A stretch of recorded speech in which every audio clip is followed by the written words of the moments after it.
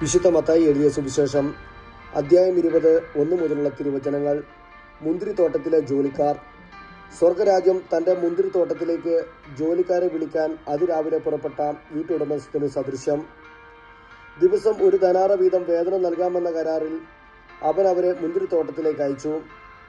3-ാം മണിക്കൂറിൽ അവൻ പുറത്തിറങ്ങിയപ്പോൾ ചിലർ ചന്തസ്ഥലത്ത് അലസരായി നിൽക്കുന്നത് കണ്ട് അവരോട് പറഞ്ഞു, നിങ്ങളും മുന്തിരിത്തോട്ടത്തിലേക്ക് ചെല്ലുവിൻ, ന്യായമായ വേതനം നിങ്ങൾക്ക് ഞാൻ തരാം.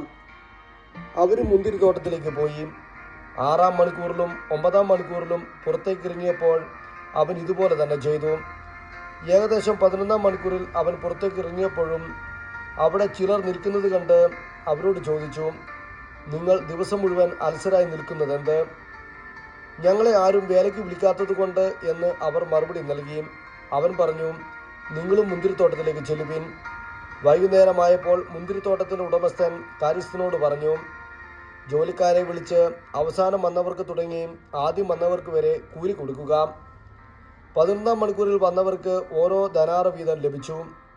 തങ്ങൾക്ക് കൂടുതൽ ലഭിക്കുമെന്ന് ആദ്യം വന്നവർ വിചാരിച്ചു. എന്നാൽ അവർക്കും ഓരോ ധനാറ തന്നെ കിട്ടി. അത് വാങ്ങുമ്പോൾ അവർ വീട്ടുടമസ്ഥനെതിരെ പിറുപിറുത്തു. അവസാനം വന്ന ഇവർ 1 മണിക്കൂറേ ജോലി ചെയ്തുള്ളൂ. എന്നിട്ടും പകലിൻ്റെ അധ്വാനവും ചൂടും സഹിച്ച ഞങ്ങളോട് നീ ഇവരെ തുല്യരാക്കിയല്ലോ. അവൻ അവരിൽ ഒരുവനോട് ഇങ്ങനെ മറുപടി പറഞ്ഞു, സ്നേഹിത, ഞാൻ നിന്നോട് ഒരു അനീതിയും ചെയ്തില്ല.